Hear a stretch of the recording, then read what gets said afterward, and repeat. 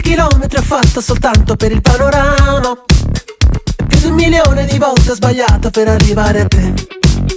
E con le tue labbra che giocano con la gomma americana, e poi mi sospiri qualcosa. Sembra un po' un déjà vu, ci vediamo stasera.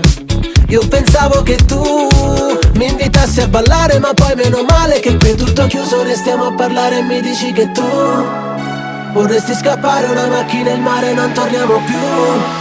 Cabriolet, panorama, vieni via con me.